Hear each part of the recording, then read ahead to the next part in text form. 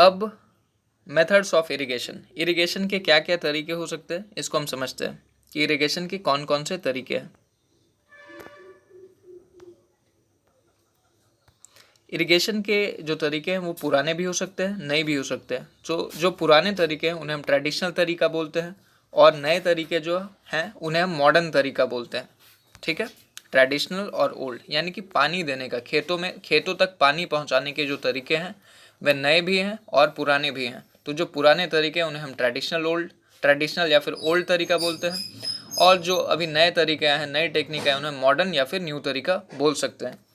तो अब सवाल ये उठता है कि ये कौन से तरीके हैं और इसे हम कैसे मैनेज कर सकते हैं। तो इनके बारे में समझते हैं। Name any 4 ways of traditional method of irrigation. कौन कौन से तरीके हैं जो ट्रेडिशनल मेथड हैं इरिगेशन के। तो है मोट या फिर पुली सिस्टम। देखे होंगे कि ये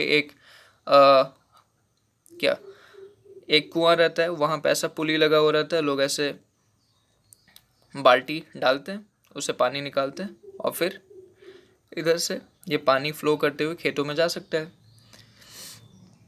ठीक, आप इसका फिगर देख सकते हैं, या फिर आप यूट्यूब पे ही सर्च करके इन सभी के वीडियो को देखिए कि मोट कैसे काम करता है, चेन पंप कैसे काम करता है, देखली कैसे काम करता है, राहत कैसे काम करता है। ये आप देखिए, आप डिटेल में समझ पाएंगे उससे। ठीक है, that is suggestion for you, you can try it, go for it. Okay, दूसरा है चेन पंप, तीसरा है डेकली, चौथा है राहत। ये 4 सिस्टम है जो पुराने समय में यूज़ होता था, जो कि अब इसका यूज़ बहुत ही कम होता है। मॉडर्न मेथड्स ऑफ इरिगेशन का यूज़ ज़्यादा होता है। तो ये मॉडर्न मेथड्स में क्या क्या आते हैं, एक है स्प्रिंकलर सिस्टम और दूसरा ड्रिप सिस्टम। इसी के बारे में हम लोग को डिटेल में पढ़ना है। ठीक है, आइए समझते हैं। अगर हमसे पूछा जाए what do you mean by sprinkler system और write a short note on sprinkler system, तो हम लिखेंगे this system is useful for uneven land where sufficient water is not available. ये जो सिस्टम है, एक अनइवन लैंड जहाँ पे उबड़ खाबड़ ज़मीन होती है, एक जैसा समतल भूमि नहीं होता है, वहाँ पे ये जो सिस्टम है स्प्रिंकलर सिस्टम बहुत ही कारगर है, बहुत ही इम्पॉर्टेंट है वहाँ के लिए, ये बहुत ही यूज़फुल है। और इसका यूज़ होता है लॉन्स में, कॉफ़ी प्लांटेशन एट्सेट्रा, इन सभी चीज़ों में इनका यूज़ किया जाता है। जहाँ पे कॉफ़ी के पौधे लगाए जाते हैं, लॉन्स में, गार्डन में, इन सभी का यूज़ किया जाता है। अब ये बनावट इसकी कैसी होती है, इस सिस्टम की बनावट कैसी है स्प्रिंकलर सिस्टम की, तो आप ये देख सकते हैं इस फोटो में। ये फोटो है, ये स्प्रिंकलर सिस्टम है। आप देखिए, in this system the perpendicular pipes having rotating nozzles on the top are joint to main pipeline at regular interval. एक मेन पाइप है, मेन पाइप से एक छोटा पाइप जुड़ा हुआ है। यहाँ पे आप देख सकते हैं मेन पाइप है, मेन पाइप से छोटे छोटे पाइप जुड़े हुए हैं, और यही इसका कंस्ट्रक्शन है। अब सवाल है कि ये काम कैसे करता है, यानी कि working. When water is allowed to flow through the main pipe under pressure with the help of pump, it escape from rotating nozzles, get sprinkle over crop as if it is raining. जब main pipe से पानी को allow किया जाता है pump की मदद से, तो ये जो सारा पानी का फ्लो है ये इधर से होता हुआ इन पाइप में जाता है, और पाइप से ये गिरना स्टार्ट करता है, ऐसा मानो कि क्रॉप के ऊपर बारिश हो रही हो। तो इस तरीके से ये पूरा सिस्टम काम करता है, इसे हम स्प्रिंकलर सिस्टम बोलते हैं। ठीक है, ये झरने की तरह काम करता है, तो ये स्प्रिंकलर सिस्टम है, और ये मॉडर्न टेक्निक है। अब दूसरा है question drip system. Drip system, imagine कीजिए कि एक घड़ा है, और घड़े में मैंने एक छोटा सा छेद कर दिया। तो अब जैसे ही छोटा सा छेद किया, तो वहाँ से क्या आएगा, ड्रॉप बाय ड्रॉप पानी गिरना स्टार्ट होगा, और ये सीधा एकदम एक एक बूंद पानी गिर रहा है, और ये एक प्लांट यहाँ पे लगा हुआ है और इसके जड़ों तक जा रहा है। तो इसमें क्या हुआ, पानी का वेस्टेज नहीं होगा, और जितना सफिशिएंट पानी चाहिए वो इसको मिल जाएगा। तो ड्रॉप बाय ड्रॉप गिरता है, इसलिए इसका नाम ड्रिप सिस्टम है। लेकिन यहाँ पे घड़े का काम नहीं है। In this system the water falls drop by drop near the roots. इसमें ड्रॉप बाय ड्रॉप पानी गिरता है रूट्स के आसपास। It is the best technique for watering fruit plants in garden. ये सबसे अच्छा तरीका है फ्रूट प्लांट और गार्डन में पानी देने का। इसमें पानी एकदम बर्बाद नहीं होता है इसलिए जो वाटर स्कार्स रीजन, जहाँ पे पानी की बहुत ही किल्लत है, वैसे जगह पे ये सिस्टम बहुत ही कारगर होता है, बहुत ही एफिशिएंट होता है। ठीक है, तो अब हो गया 4 स्टेज हम लोगों ने पार कर लिया, यानी कि प्रिपरेशन ऑफ सॉइल पार कर लिया है, सोइंग पार कर लिया है, सोइंग के बाद एडिंग मैन्योर एंड फर्टिलाइजर कर लिया, इरिगेशन कर लिया। जब इतने काम हो गए तो प्लांट कब ग्रोथ होगा, लेकिन प्लांट जब ग्रो करता है तो उसके साथ और एक चीज़ होता है जो ग्रो कर जाता है, इन्हें हम वीड्स कहते हैं।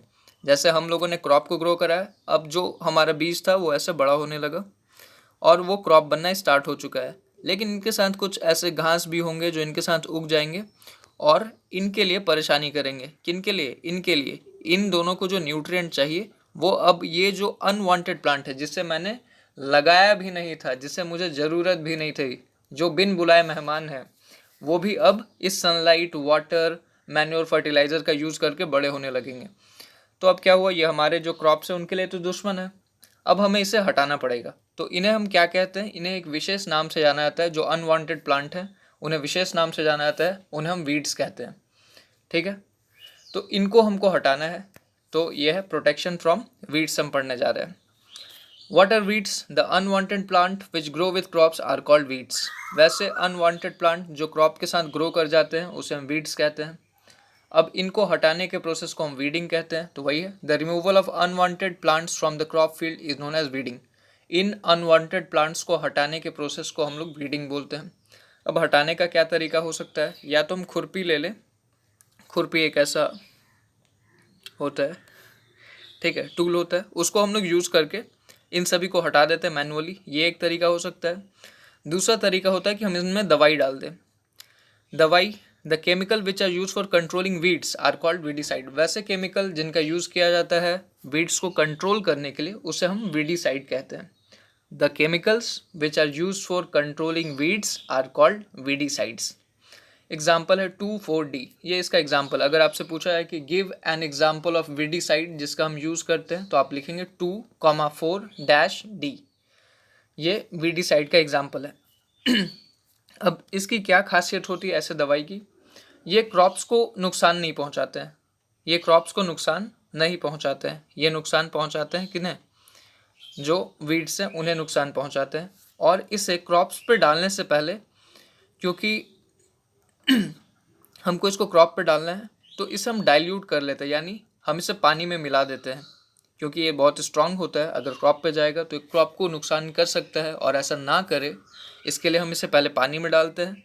और पानी में डालने से इसके पावर को कम कर देते हैं, मीन्स इसको डाइल्यूट कर देते हैं दूसरी भाषा में कहे तो। और उसको फिर एक स्प्रेयर होता है, स्प्रेयर के अंदर ऐसे डाल दिया जाता है और इसे एक आदमी होता है जो कि स्प्रे कर देता है, जिससे इन वीड्स का नाश हो जाता है। इस तरीके से हम प्लांट्स को वीड्स से बचा लेते हैं। अब पूछा जा रहा है कि इन वीड्स को हटाने की क्या ज़रूरत है? अगर हमको कोई चीज़ एक के साथ एक फ्री मिल रहा है तो हमें इसमें दिक्कत क्या है? जी बिल्कुल दिक्कत है। क्यों दिक्कत है? क्योंकि ये जो वीड्स है ये कॉम्पीट करते हैं हमारे क्रॉप प्लांट के साथ। जो हमारा मेन प्लांट्स था उसके साथ ये कॉम्पीट करते हैं। किस बात के लिए कॉम्पीट करते हैं? पानी के लिए कॉम्पीट करते हैं, न्यूट्रिएंट के लिए कॉम्पीट करते हैं, स्पेस के लिए कॉम्पीट करते हैं और लाइट के लिए। इन चारों फैक्टर्स के लिए कॉम्पीट करते हैं। मतलब जो न्यूट्रिएंट हमारे प्लांट्स को मिलना चाहिए था, हमारे क्रॉप्स को मिलना चाहिए था, उनमें ये अपना शेयर चाहने लगते हैं। जो लाइट हमारे प्लांट को मिलना चाहिए था उनमें भी ये शेयर चाहते हैं। इसीलिए तो हम लोगों ने क्रॉप्स को दूर दूर लगाया था ना, कि ये दिक्कत ना हो। लेकिन अगर फिर यहाँ पे कोई वीड्स उग जाए तब तो ये फिर से हमारा वही प्रॉब्लम रहा, इसलिए हम इन वीड्स को हटा देते हैं। अब जो उसके बाद ये 5 स्टेप्स होने के बाद जो छठा स्टेज है वो है हार्वेस्टिंग का। क्रॉप्स अब पक चुके हैं, हम लोगों ने उसे क्रॉप को बचा भी लिया है, सनलाइट, एडिक्वेट सनलाइट मिला, क्रॉप्स अब पक चुके हैं। तो जब क्रॉप पक चुके हैं तो अब हमें उसे काट लेना चाहिए सही समय पे, ताकि हर चीज़ का समय होता है। तो उस क्रॉप जब पक चुका है तो हम उसे काट लेंगे और इस प्रोसेस को हम बोलेंगे हार्वेस्टिंग, नहीं तो वो रखे रखे उधर ख़राब हो जाएगा। तो what is harvesting? The cutting down of the crop after it is mature is called harvesting. जब क्रॉप को हम लोगों ने कट कर दिया तो इस प्रोसेस को हम हार्वेस्टिंग बोलते हैं। It is done by sickle और हार्वेस्टर। इसे हम सिकल की मदद से करते हैं, एक हंसुआ जैसे, इसे बोलते हैं सिकल। ठीक है, इस टाइप का ये टूल होता है, अब देखे होंगे गाँव में, और इसका यूज़ किया था हार्वेस्टिंग में। ठीक है, तो और या फिर इस पूरे प्रोसेस को हार्वेस्टर की मदद से करते हैं। ठीक, अगला है what is threshing. The process of separating grain from the chaff is known as threshing. Grain है, ग्रेन को अगर हम चैफ से हटा दें तो इसे हम थ्रेशिंग कहते हैं। अब देखिए, जैसे ही आपने ग्रेन्स को काटा तो उसमें बहुत सारी चीज़ें होंगी जो कि अनवांटेड फिर से होंगी। जैसे छिलका, ग्रेन का छिलका है, ठीक है, ग्रेन के ऊपर छिलका होता है। तो अब ये दोनों चीज़ मिक्स है, जैसे ही हम काटे उसे तो हम सेपरेट नहीं कर पाए, ग्रेन के साथ छिलका भी आ गया। अब क्या हम छिलके सहित खाएंगे ग्रेन को या फिर छिलका को हटा देंगे? ऑब्वियसली छिलका को हटाना पड़ेगा, जो उसके ऊपर कवरिंग है उसको हटाना पड़ेगा। तो इस कवरिंग को हटाने के लिए हम क्या करते हैं, थ्रेशिंग प्रोसेस यूज़ करते हैं।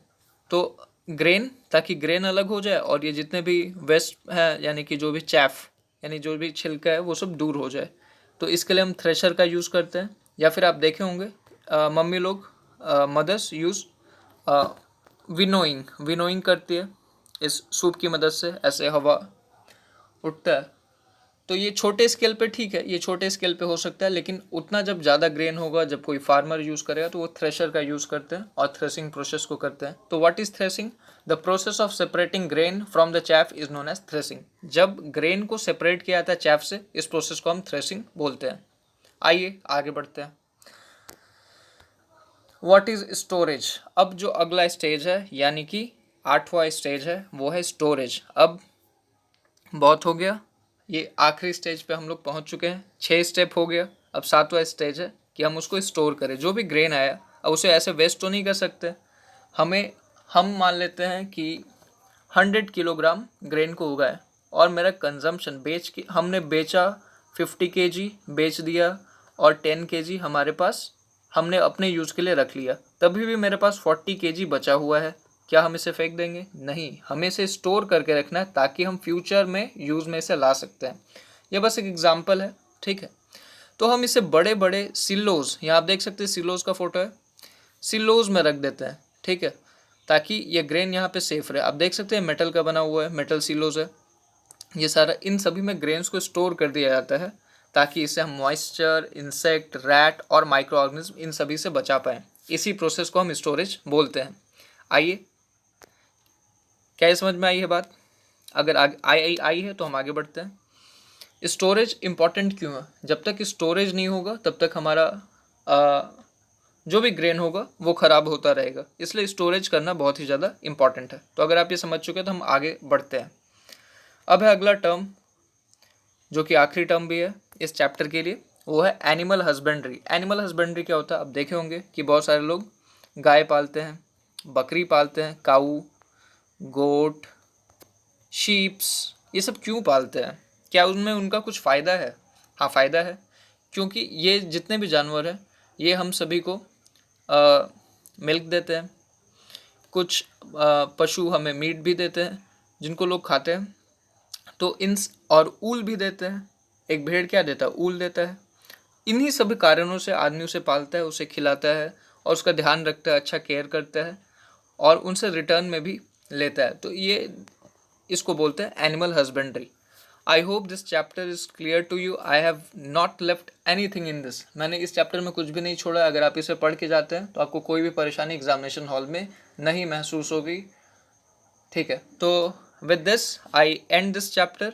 और आपके लिए कुछ होमवर्क है, 3-4 क्वेश्चन जो कि आप करने का कोशिश करेंगे, जो कि मैंने इस वीडियो में ही बता दिया है। आप उसे बस लिख के रखिएगा, या तो आप इसे कमेंट्स में भी लिख सकते हैं कि इसका जवाब क्या है। हम देखते हैं कि आप में से कितने लोगों ने वीडियो को देखा है, और अगर आप वीडियो देखें तो कमेंट ज़रूर करके बताइए। हम देखना चाहते हैं कि आपको इन सभी का जवाब आता है कि नहीं आता है।